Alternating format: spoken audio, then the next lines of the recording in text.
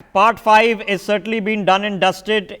Depends on when you start counting the stimulus package plans, because over the past few months, first we began with a 1.7 lakh crore stimulus plan. Then we've had RBI interventions, one in February and one during the lockdown. One added about 2 lakh crores, 2.4 lakh crores, another added about 3.4 lakh crores of liquidity into the system. We've had 3 pronouncements by the finance minister. We are expecting at least 2 more to come over the subsequent few days. Here's how the math actually tallies up from what has happened today.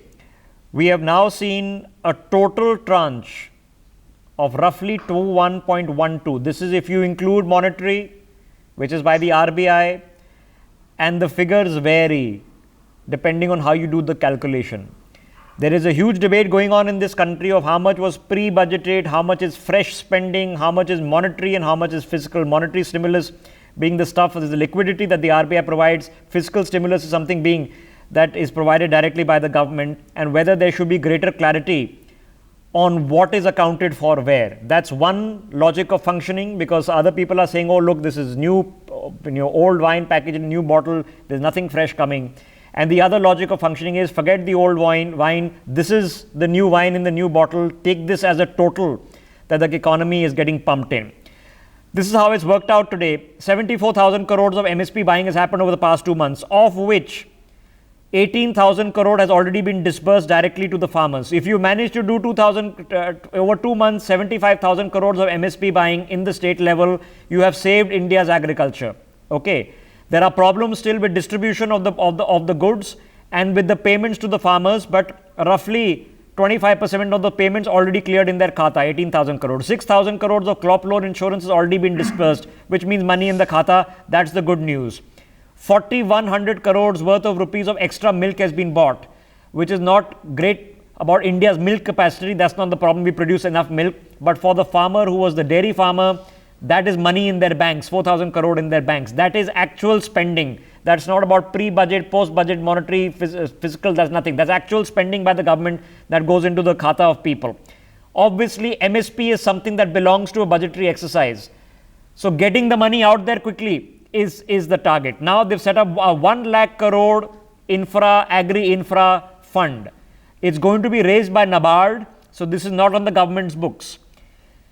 It is going to be raised for aggregators, farm producers, FPOs, which are farm producing organizations. Think cooperative societies like Amul is designed for them to basically boost cold chain storage, post-harvest management, and for private agricultural startups. Now, this is important because we already know we produce surplus food grain.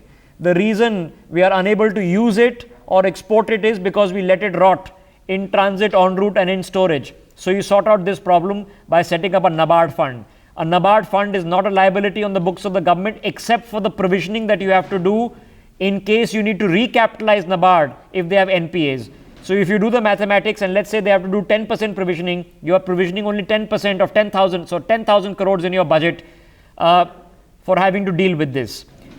10,000 crore towards micro food enterprises. This is partly pre-budgeted. Part of this is going to have to be fresh expenditure.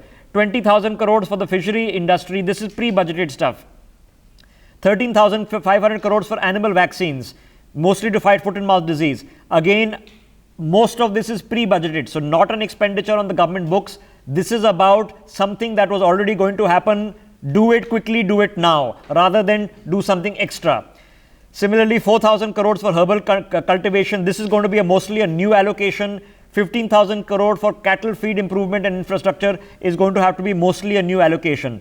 500 crores for beekeeping and a 500 crore extension of the tomato, onion, potato scheme, which is going to be extended to other fruits and vegetables and being extended in time duration also, another 500 crore. This is going to have to be a new allocation.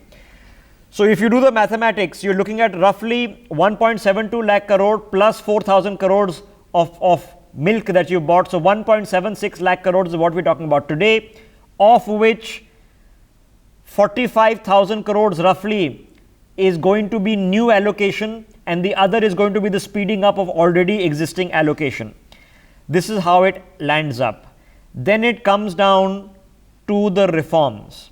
Very important pragmatic steps. Reform costs you zero money on the government budget and can have a huge ancillary benefit for the economy. Getting farmers out of the need by law to take their produce and sell it only to a licensed APMC is going to be chucked out. Huge thing. You remove stock limits. Now, stock limits were set at a time when the country did not have enough food. So, you could not have, let's say, a private company A go and buy all the milk in the market. A stock limit was set so that milk would be available to sell for otherwise. These stock limits, other than in case of a massive hurricane that takes place, these stock limits are being done away with. So if you're a producer, you can go and buy as much as you want, hold as much as you want, process as much as you want, and then export as much as you want. Good thing. And then there's a third reform on price and quality assurance. So which means if you are a purchaser, you can have a pre-contract with the farmer at the time of sowing for this quality and this quantity at this price, rather than the farmer running the risk of sowing now and 3 months later what the price may be, who knows. You see the onion price variables that happen up and down, they are generally death for the farmers, because you end up getting 2 rupees, 3 rupees, as what's happened recently with capsicum crop prices. So this is the premise of where things stand. Let's open up this conversation now. Joining us on the broadcast, Dr. Sharad Kohli is joining us, Bijon Mishra is with us, Sunil Sangha is with us, we have Ajay Dua with us, and Anurag Katriyar also with us. Sharad Kohli, let me start. Sanjay Nath Singh also joining us on the broadcast. Sharad Kohli, let me start with you. Now, you've seen the pattern of events. The pattern of events, if you look at the bald math, forget the subventions and the hope and the planning. If we have to manage to do 75,000 crore worth of MSP procurement, of which 25% already disbursed, and hopefully the remaining disbursed quickly, Sharad Kohli, with that simple statistic, have we saved agriculture in India for this year? Well, not really, Rishabh, because the need of the hour was an emergency treatment. It was like somebody met with an accident and he's brought to the emergency section bleeding, and the doctor comes and says, here are the vitamins, they will keep you healthy in the long run. So I think that is what is, this is a monetary package. I mean, I don't take it as a crisis package. Okay. Reforms are good anytime. Reforms are good anytime. They are welcome. But, you know, desperate times require desperate measures. So I think that desperation in the measures seems to be evasive as of now. We've still got 2 more days left. But then, I mean, this looks like more like a monetary package. In fact, if you ask me to rename it, I would call it as not an economic stimulus package. I would call it as a credit stimulus package or a monetary stimulus package. Okay. I think this should be combined with some direct benefit transfers. People want money in their pocket. And I'm not being political. Because I'm a very apolitical person. I am purely being an economist. आपकी जेब में पैसा नहीं है, अभी पैसा चाहिए. Okay.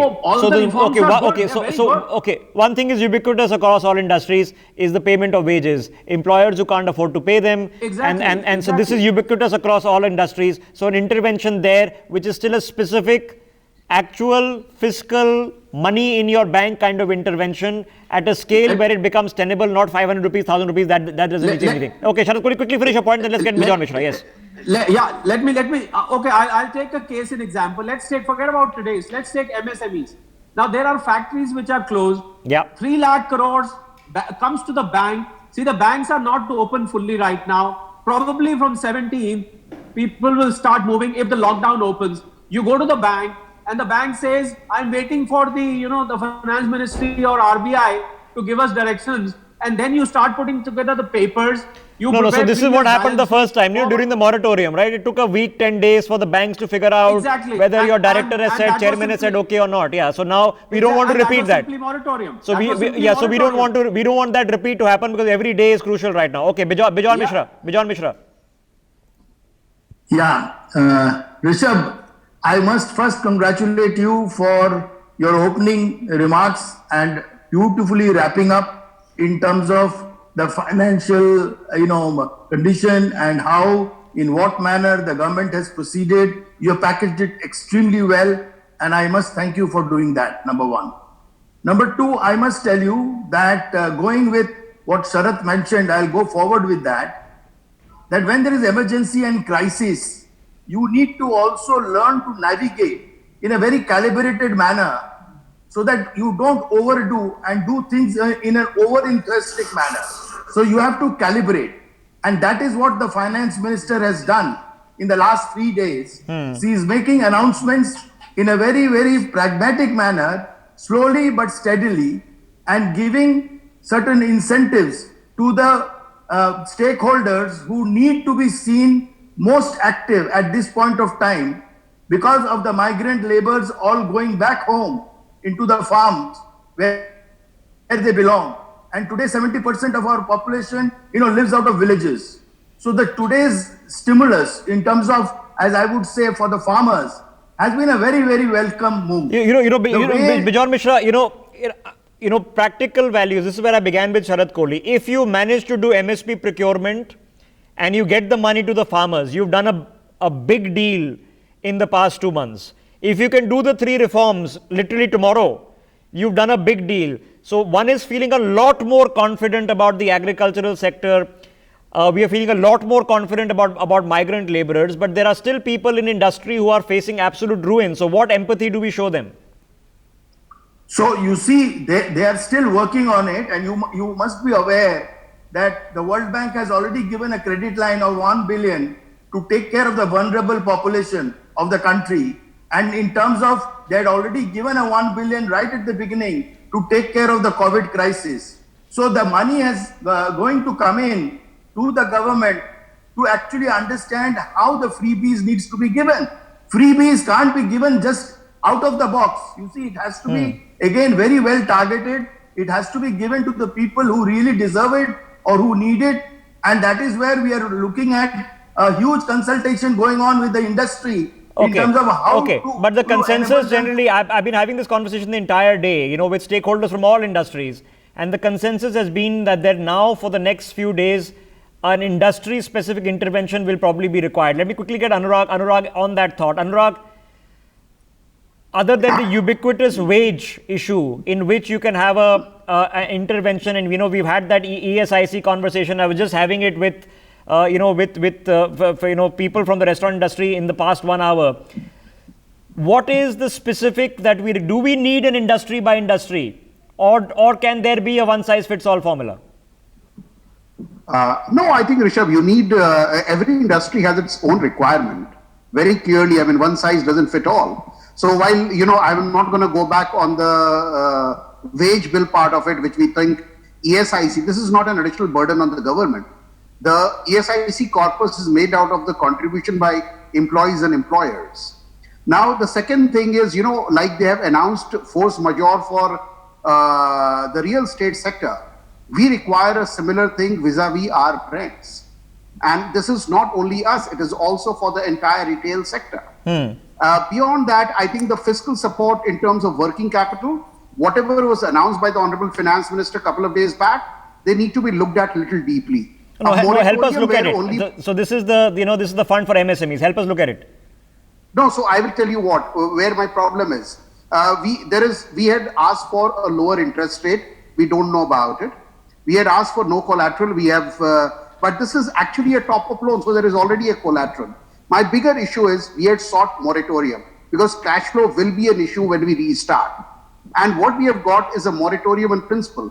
And everybody will tell you, in the initial part of your EMI, majority of the payment goes towards interest payment. Correct. So there is not going to be much of a real terms cash flow relief. Now, additionally for our sector, we require a couple of policy support. We require, the input tax credit on our GST to be reinstated. That every economist out here will tell you is against the basic grain of GST if there is no input tax credit. And last but not the least, there is the new way of doing business, which is e-commerce. E-commerce is supposed to help small traders, every businesses. It is not supposed to make these few handful of aggregators the digital landlords who control everything in that sphere. So I think if in the current situation, when we clearly understand that a clear-cut, cash payout may not be possible with the limited resources of the government, These are the things which don't require, so to say, Okay, monetary something that input from the government. puts money in your bank. Ajay Dua, one is after the past 3 days, not just on the promises, because government promises, any government from promise to fructuation takes a long time, right? It's a complicated process. But with what has already been done, which is being considered that this has already been done, we've bought the milk, we've bought the crops, we've done this. One is feeling a little bit more confident about the agricultural sector not going into smithereens. The rural economy seems to have survived the past 2 months and probably will well. There has been a special incentivization to sort out the issues for migrant laborers that seems to be headed in the right direction. How do you show empathy for other industries that are facing absolute ruin? Rishabh, before I comment on those, let me just give me an opportunity to talk about the macro picture which you gave in the beginning. Yeah.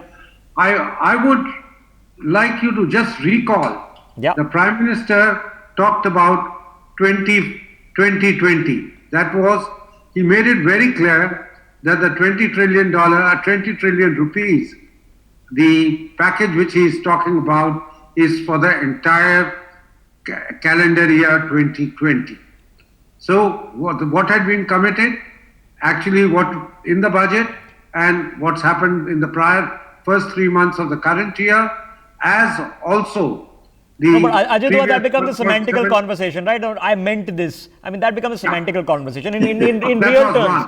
In real terms. The second one was, again, the Prime Minister brought it in, I would say sneaked it in, if I might say. He said, our priority now is 3 things. And he used the word in English, if you recall in his speech. He said, life, livelihood, and liquidity. First time I have heard the Prime Minister bring in the word liquidity into his national address. So it was very obvious to me. Actually, I wrote a piece for a newspaper the very next morning about I captioned it, surmising about the Prime Minister's stimulus. And my guess was, he's taking into account a lot of things that have been done. He's taking into account a lot which the government supported institutions are doing, as well as the RBI. Okay, fair enough. But Ajay Dua, I asked you, where is the empathy for the people who are right now ruined? Okay, there'll be people watching the broadcast who come from middle classes who are ruined. Now we can explain theory to them, but they're ruined. Yeah, well, let's come back. The question is, we are talking about the organized sector of industry. You're saying what happens to them? One part of it, MSME, to a fair extent, taken care of, I would say. But again, by the same sleight of hand, we are taking into account whatever is going into creation of a fund, what's going to come from banks, etc.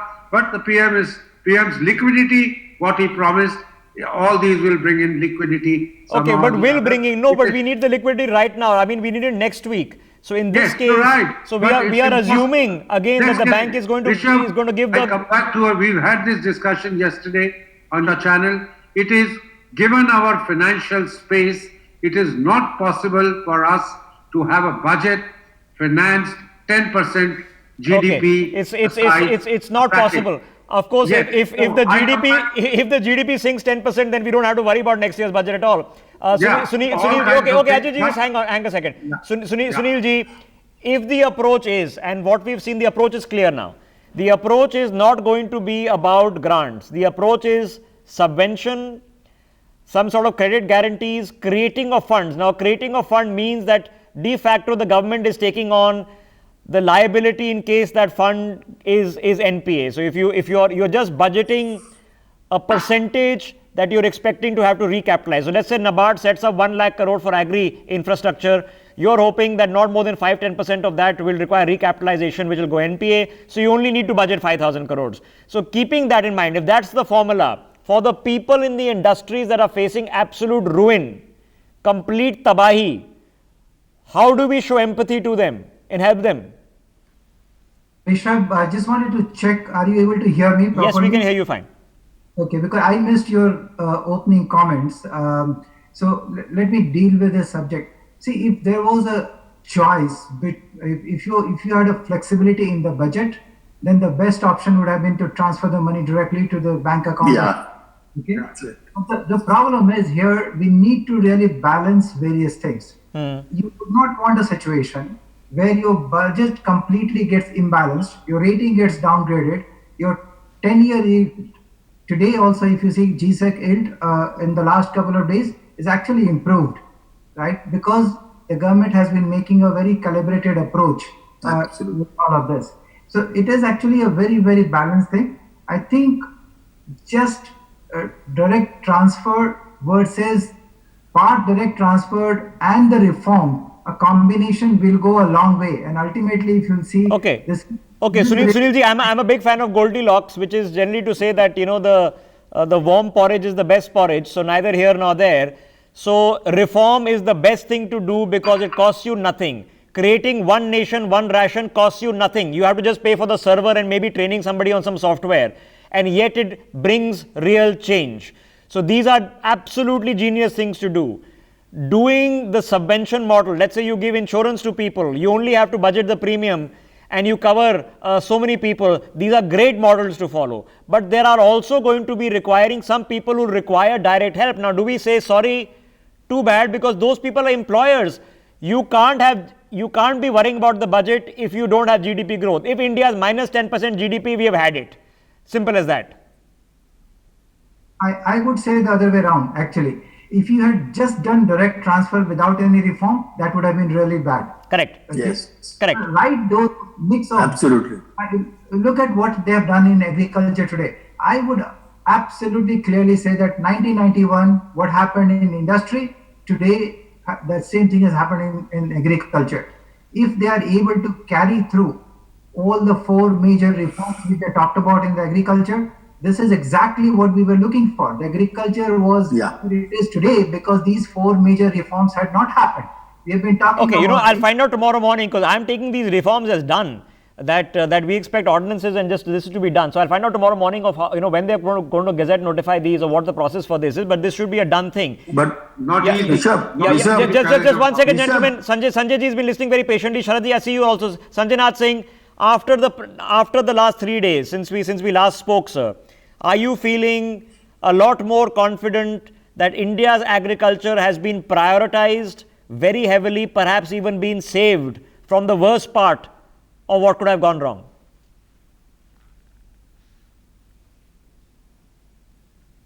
It's been saved, but there are many other things which have to go into it. First of all, I would like to mention that can you hear me? Yes, we can hear you fine. Okay. You see, all these are long Please, yeah, term. fold back. Whatever has been announced, it is not to do something with today.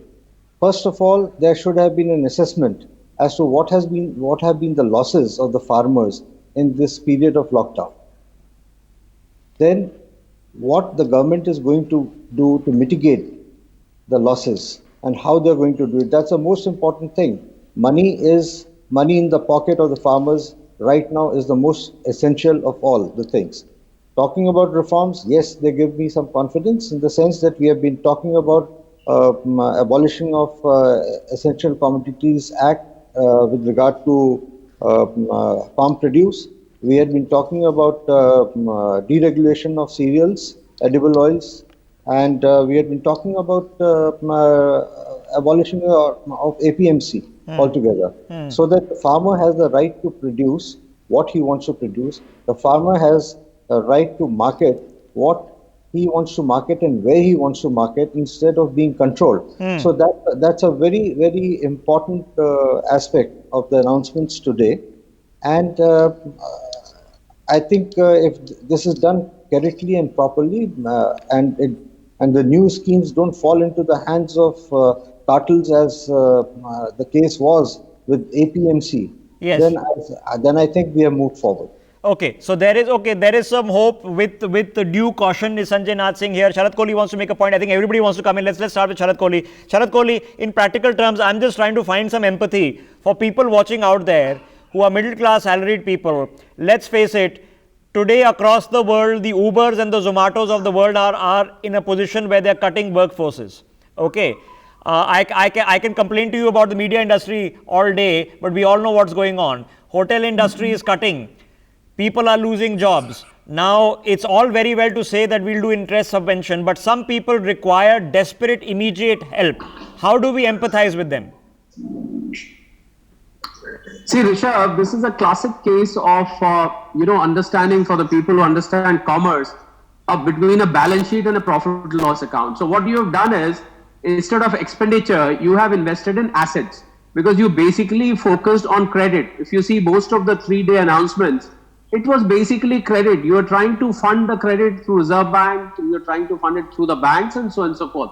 So I was the first one on your channel and on several others to say, and I was defending that we are not the United States of America. We cannot afford a $3 trillion stimulus. In fact, America that's is going your, to come up with that's one your entire more GDP. stimulus. Okay. Yeah. We cannot, that is equivalent to, yes, that is more than the Indian GDP. I was the one. But the moment you heard 20 lakh crores, I wanted to take back my word. We seem to be a rich country. Now, answering Sunil's question that we don't have the money, I do not agree with that. 5 lakh crores is the saving from oil right now. Where is that money gone? Number one. Number two, any dumb economist at this point of time, hang on, Mr. Dua, any dumb economist at this point of time would have told you that when there is no demand, when inflation is literally down to zero, you can print money.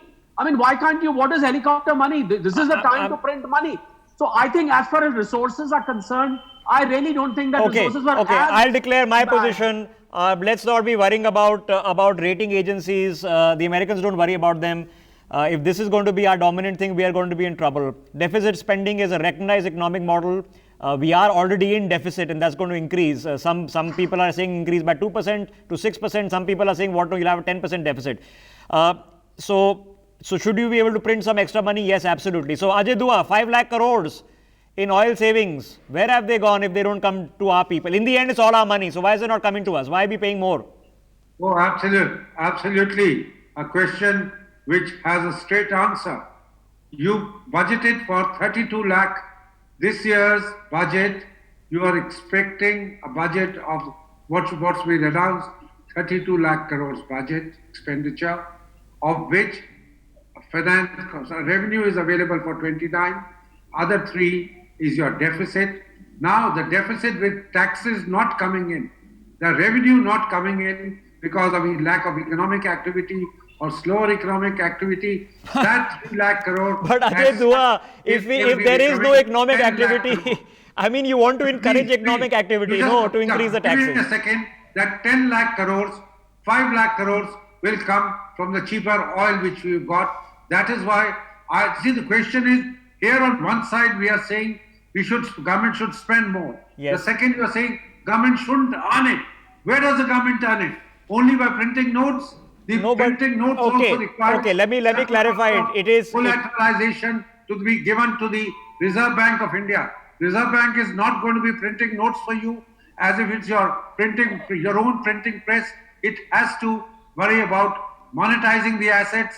What assets are you going to put forward? Okay. A suggestion has come, put all your equity in public sector undertakings of the 58 listed companies. Government might be able to raise 7 or 8 trillion dollars worth of money, or 7 or 8 trillion rupees. That's the way. Okay, so I'll qualify. I'll qualify just for our viewers watching this. Printing press. Okay, I'll qualify this for the viewers. I'll qualify this for the viewers watching. You can make a choice. You can make a choice of how much of your deficit you want to monetize, and Ajay Dua is absolutely right. It's the RBI's and the government job to monetize a deficit. You can also do deficit spending, which is part of a deficit you don't monetize. Generally, you avoid that in good times because you run an inflation risk. In bad times, you can print a little bit of extra money and then soak it up later. So there's a huge debate on the economic theory. I don't want to have it. I want to have a very simple, pragmatic, practical conversation. And a simple, pragmatic, practical conversation, Anurag Katriyar, for the people who are bleeding money, the biggest companies, I know you can talk about your industry, I can talk about my industry right now, are getting wiped out. Okay. Here's an industry, mine, which is currently working, has been for 2 months. Okay. People are getting wiped out. These are real people losing their jobs. Now, we can talk about interest subvention, But the bottom line is that if your economy is sunk, if you are minus 10% GDP growth, you will have no tax revenue next year to worry about. So you can forget about deficit and this and that. So how do we empathize with the people who are sunk, who require help? What do we do for them? So, Rishabh, I think very clearly, I think let's understand that if there is no business happening, there will be job loss. I mean, let's be very clear. And on the other hand, if there is no consumption happening, there is not going to be any earning for the government. So it's not the best of the situation. As far as my industry is concerned, I think the FM has handled the largest employer of human capital today. We are number 2 on the list in terms of employees of human capital, and we hope that we are looked at little differently tomorrow or day after, and I hope it happens. Okay. And okay, Anurag, but specifically, let's be practical, right? I don't want to have just a theoretical debate on economics. So just a practical thing is, you've seen the government, and it's perfectly reasonable for the government to say that if we can be smart, if we can do the right intervention at the right time. The same applies for all of us, right? I mean, we are doing interventions at home, or what you need to spend money on, what you don't need to spend money on. So if you do the right intervention, so in this case, is the formula of creating a fund in which the government guarantees it, gives out, let's say, for the restaurant and hospitality industry, and gives out the loans at a cheap rate, in which the government doesn't have to take all the liability as a grant and distribution. As Ajay Dua and Sharath Kohli are pointing, you don't have to worry about printing money. You take a very small liability, but you help you guys out. Will that be enough? Will that be the start you need? So let's understand. I mean, whenever the business starts again, it will not be same as pre-COVID era. So there will be businesses who will need to not only bring down the cost, but also fund cash losses in the first few months. And that is where this liquidity is very, very important. It is a risk, but is there any other way of surviving? The answer is no. What we are seeking for is, in a way, ventilator support to make sure we remain alive to fight another day. Okay, Sunil Sanghi, in an ideal world, we would want to save every business that was viable 2 months ago. That was not the entrepreneur's fault, force majeure. This is act of God, that if you were viable 2 months ago, you should be viable 2 months from now. But what is a reasonable attrition? Because if 30, 40, 50% of industries are going to shut down, that can't be a reasonable attrition. These are percentages of GDP. No, I agree. Clearly, we need to do something to support them. I think the most important part is that what is in the system?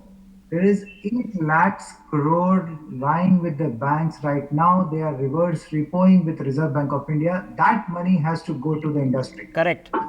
Whether directly or through NBFC or some other channel, but that money has to go to industry. Right? That's a very significant liquidity. I just want to come back to the point which you made earlier.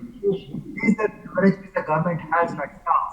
I think we have to put this in the context of, if the patient is in ICU and you do overdose of medication, you have to also then take care of the side effect. What they're very cleverly doing, honestly, is that they are taking care of the side effect. Otherwise, we will have to deal with this problem.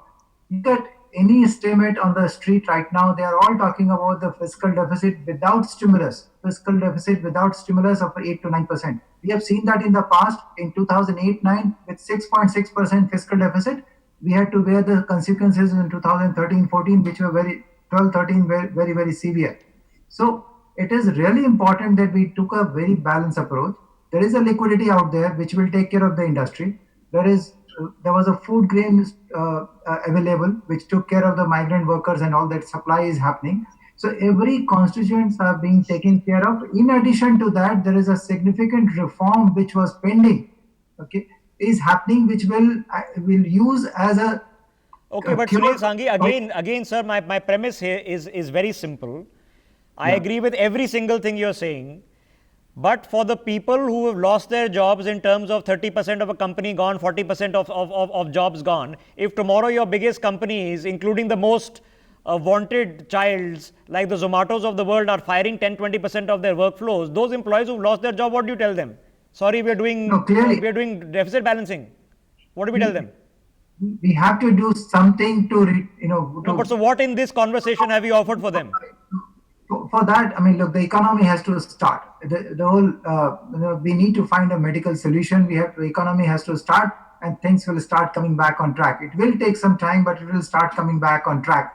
It Okay, so you're offering them hope but no help. So you're offering them hope but no help, and that's very troubling. If 30% of a particular industry goes away, if Anurag Katriyar's 30% of industry goes, and that's a conservative estimate, that's 2 lakh jobs gone. Okay. 2 million. Sorry, 2 million jobs, 20 lakh jobs gone. Now we can tell them we are offering you hope or 500 rupees, and that's not going to be enough. So there is a balancing act that needs to be applied here, which is what the only thing I'm recommending. Sharad Kohli, for the people, I'm just trying to repeat this because I'm not getting anywhere with it. For people who are suffering right now, right? That's a different category of people who have been ruined, who don't know where the next paycheck is coming from. So I wanted to come in, Rishabh. Bijonji, just coming to you immediately after this. Sharad, what do we say to them? Economics and the rules of economics are very calibrated, and we are taking a very calibrated approach. So if you want to survive till then, survive. Otherwise, just die of hunger. Otherwise, just lose your job or do whatever you want to do. Okay, so die of hunger is not the ruin, but you are ruined otherwise, right? Your livelihood is ruined. I mean, no, there'll be people who will be dying of hunger as well. Well, I'm going one step forward, Rishabh. I'm going to the unorganized sector also. I'm talking of both. The fact of the matter is, I would have been happier had the government initially said that, look, we do not have the money. Our fiscal deficit have crossed, without stimulus, it has crossed 8%, 9%, because there are no taxes coming. आप अपने पैरों पे खुद खड़े हो जाओ. You try and stand on your own. I'm afraid we are not rich. We cannot do this for you. I would have been happier with this, instead of my saying that I'm announcing 20 lakh crores for you, and this is how this 20 lakh crores will come. There is going to be 20 lakh crores, but then in your pocket, you will probably be looking at a reform, or you will wait for 6 months. I'm just trying to raise the voice of the people who actually need the particular help right now. So 2 weeks ago, you had to raise the voice of the farmers. You needed to raise the voice of people who were in the migrant community, because those are problems that require to be addressed. These are the problems that require to be addressed. Industries are being wiped out as we speak. India has no unemployment data that can tell you how much of wiping out has happened. Anurag can speak about his industry. I can speak about mine. Wipeouts are going on, and these are working industries right now. Bijon Mishra, again, what is the comfort we are offering for people watching whose sole earning member has been sacked over the past 1 month, and they don't know how to pay their rent? I promise you, I've had callers calling on NewsX. I've had to help them pay their rental. Now there's X I can do, but what do we do for those people? What do we say to them? Bijonji. No, Rishabh, it is not what you say to them. It is how you explain in terms of ensuring that if they are in trouble, there are certain, openings which will help them to get that earning. Now, first of all, we had to handle the migrant laborers who wanted to go back home safely. Correct. And that has been done. They have almost reached their destination, and now they know that they're happy with their family. The government has also said that I will make sure that you don't go hungry. We give you 3 months of ration, free. Now, these are some of the stimuluses which are coming from where? And what I want to tell you is, and what I wanted to intervene is, it is not only the state government, please for heaven's sake, it's the states which need to respond. You see, like the agriculture, for example, the states have to respond. You see, the government, the federal government can only bring in a law or propose certain schemes, but the state governments have to make them implementable. They have to come ahead and you're right, but the states are become political. And this is where I always feel the states are saying we are bankrupt. We have to sell daru to get the money back, because the state returns come from petrol. It comes from excise, and it comes from property transfers. Property transfers ain't been happening. Okay, petrol ain't being used. So that is why it was allowed, because they screamed that I need that money, and that's how it got allowed, even at the risk of health and safety of the citizens. But the point is, that is not the solution. The solution is the state governments have to respond to the reforms. The state government has to ensure that all the distribution channel, schemes which are there, they're all implemented effectively and efficiently. Okay, all of us need to respond without it. We are all one team in this. Okay, we are all in the same boat, and we either sink or swim together, winners or losers. If the country's GDP is growing next year at 10%, even if we have a small loss this year, we've come out it really well. If we are going at minus 5%, you're wiped out. Think of all the millions of people who have just graduated college. Where are they going to find their jobs right now? It's a serious thing which we need to consider. Sanjay Nath Singh, in a practical term here, some very fundamental things. It's a calibration of the approach is very good. A lot of thought has been put into how do you do this without breaking the bank of the government? What are the places that require intervention? Because the models that we see abroad, take the American model. They decided, okay, we'll give all these loans.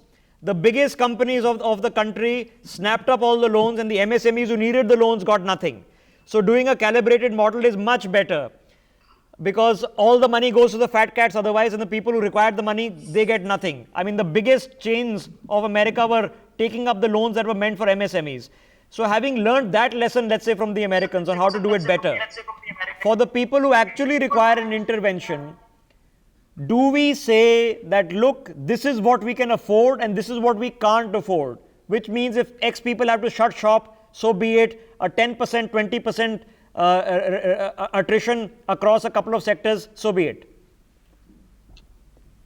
Well, first of all, we have to make these people understand who are losing their jobs that post this COVID, there are a couple of industries, certain sectors which are going to close down. Literally, they'll be out of the business. There will be new sectors which will thrive, which had not been thriving earlier. There could be other sectors which have been existing, but they need to, they will gain importance and they will thrive. So that is where the government needs to come in, and it is going to be the age of the survival of the fittest is not the thing. It will be survival of the quickest. Those who they adapt faster, that they are going to survive. And this is where the government needs to help them in surviving and to be quick to adapt to new challenges, new businesses, new industry. Okay. However, there's one industry, one business, which I think the government has well understood, which is going to save the economy, and that is going to be agriculture. Bang on. Food is something which nobody can avoid, and that is what is required. If we had not saved agriculture, if all that crop had rotted and our farmers were ruined, and India as the one problem we did not have in the lockdown was we had enough food grains. Yes, there was a management problem and stocking problem and for the first few days, but we didn't have to think twice about running out of food or ration food. So bang on. If that has to be priority number one, there can be no doubt about it. That was priority one. And I'm glad that has been effectively addressed. I'm feeling a lot more confident sitting here from what the figures of, not promises, actualities that have been given to us, that listen, we bought this much milk. This is how much money we've given to the farmers already. Not we will do, who knows. What we are hoping happens over the next 48 hours, most of us will hope that government gives us some printer in which we can print our own money. We'll be very, very, very, very happy. I certainly will be. But given that's not going to happen, so let's look forward. Sharad Kohli, let's quickly look forward. 48 hours, because it's not over. We're expecting at least 2 more tranches. What is a reasonable expectation in those tranches? What would you like to see then? I think what is left as of now is India Inc. I think they are probably going to be the last in the queue. But then, as you say, picture abhi baki hai. There is still 2 more days to go, so all is not lost. Let's just believe that something is. I think a combination of direct benefits, immediate emergency treatment of an accident victim who's bleeding. I think immediate treatment. So a combination of what you have done so far, and a little bit of direct benefit transfer. At least I know that money, Rishabh, let's not forget, if suppose 10,000 were given to every employee, for example, how long would that last? But it just sends a message that you've done a combination, you've done reforms. Yeah, Sharad, the mathematics is simple. Measures, if you give 1 crore people 10,000 rupees for 1 month, that makes them survive, and that costs you 10,000 crore rupees. Okay, it's a significantly small percentage of all the figures you're talking about. So is economics as easy as that? Sometimes it is, sometimes it isn't. But okay, picture abhi baki hai, so we are hopeful. So we'll leave in judgment after 2 days. Okay, Bijon Mishra, over the next few days, huge sigh of relief for agriculture and migrant laborers, MSMEs to some extent. Over the next 2 days, what would you like to see? What's the area you've seen unaddressed that you're hopeful of? Yeah, I'm definitely looking forward to the, the construction companies, the infrastructure, the builders, the, infrastructural development. I'm definitely looking at in terms of how the real estate will, kind of respond, how they will be taken care, so that all that what is not being utilized, as the government has indicated, that there will be some kind of a rental concessions which will be given to the citizens to occupy those unoccupied properties which are there, how the government will ensure that all what is ready can be utilized to its best extent in the interest of the companies which need shelter for their employees to come back and live properly, not in slums, but live in a decent, dignified manner now.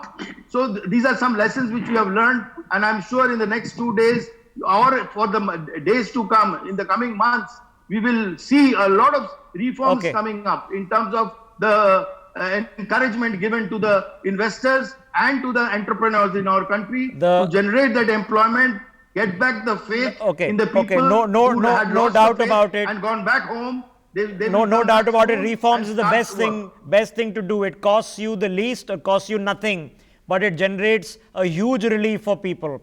And that's the best way to go. Just think ration across nations. Somebody who came from Bihar could not get the ration in Tamil Nadu. In a couple of months will be able to. It costs the government the cost of running a server and an internet connection, so it costs you nothing but provides a huge amount of relief. It's all ready. It's already. Yeah, it's 80% done. I mean, okay, if you do a namak mirch and a bit of salt with that, even if it's 50% done and they can roll it out over the next 6 months, that's the right direction. So Sunil ji, over the next 48 hours. So I would say 3 things. One, to continue with the strategy which they have followed so far, which is a short term and the medium term, which is stimulus in terms of direct benefit and stimulus of reforms. So that should be the methodology. The second, in terms of the sector which are pending and which I think require some kind of help, is one is real estate. Real estate reform is pending, which also includes the land reforms and all kinds of things. That area, and focus on infrastructure. Because infrastructure, and as my colleague mentioned, you know how many problems we can solve in this country if simply the amount we have already allocated to spend on infrastructure, we just start spending it quickly. That will solve a lot of your problems without worrying people about their deficit. So these are the logics to apply, that the money that you already allocated and spent, instead of worrying about it and spending in January, spend it next month. Mr. Dua, so in the next 48 hours, what are you hopeful of? Look, there's not too much of money left. I would like to see first adequate money, funding of the programs which were started with the 1.7 trillion rupees, which is immediate succor, be it in terms of food, be it in terms of direct money transfer, as well as some amount of money and additional money for healthcare. Otherwise, because the pandemic is not yet over, and that could well be take away a couple of trillion rupees, that means 2 lakh crores could go there. I'd like to see the remaining going on the labor intensive part of the organized industry. Yeah, that makes sense. Mean that by that, real estate, I totally agree with what infrastructure. My colleagues have said. Bang on. I like to see textiles and apparel. Yeah. I like to see leather industry. I like to see gems and jewelry. The kind of industries which really create jobs, government coming up front and assisting them. And finally, I would also like to see the banks, the institutional framework, whether it's with government prodding, government assistance, coming in to fund the industries through greater liquidity. That will be the rest of the organization. Yeah, so I think a little bit doesn't have direct money to give. Yeah, a little bit of credit guarantee. Again, the logic is very simple. Then the government only has to worry about any kind of whatever it is, whatever the bank chairman feels that okay, this is going to make us move. and give out the money instead of parking it with the RBI, because the banks still have to pay us interest for those of us who are saving, those of us who can still save. I'm sorry to be sounding cynical about it. Anurag, next 48 hours, your hopes. Okay, three quick things. Number one, look at the human problems, which is very, regarding the employees. Please use ESIC. I have been talking regularly about it.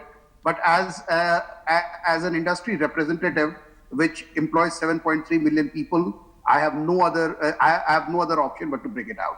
That's number one. Take care of the human problems. Number two, please give us liquidity. None of us are left with any resource to kickstart the business and to fund the losses which will happen in the immediate aftermath of the lockdown getting over. Because we will take a long time to even get out of the lockdown as an industry. And last is all the policy support. Number one, declare it as a force majeure, this whole lockdown and COVID-related lockdown. Number two is give us input tax credit on GST. And number three is good e-commerce policy. Okay, With a combination of these things, I think we will at least stand a chance. So the only to survive, the only right. grant part in this is the ESIC, which is anyway That's also not a grant. Please which is anyway it's designed out to of do for this, contribution of which is so 4% Yeah. contribution comes from the agencies themselves. Okay, Sanjay Nath Singh, before I lose my voice, 30 seconds, sir. What are you hoping for? Well, I'm looking forward to speedy implementation of infrastructure development in the rural areas, so that it will attract people, the industry and the food industry to develop faster over there.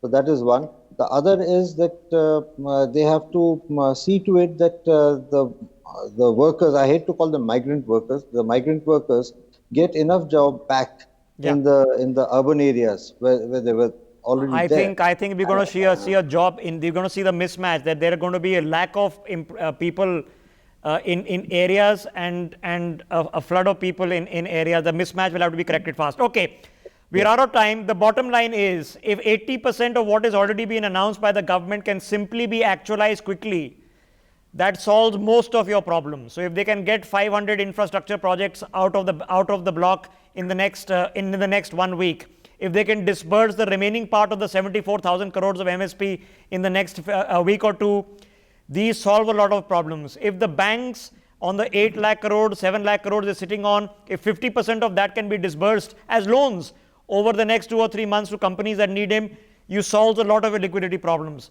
So we already have the framework to deal with.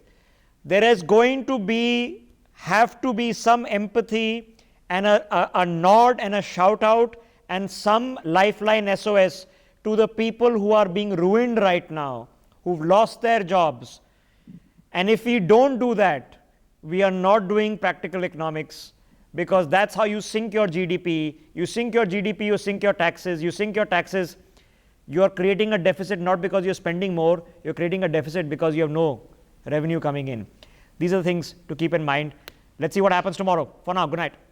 For more such videos, subscribe to the NewsX YouTube channel, hit the bell icon.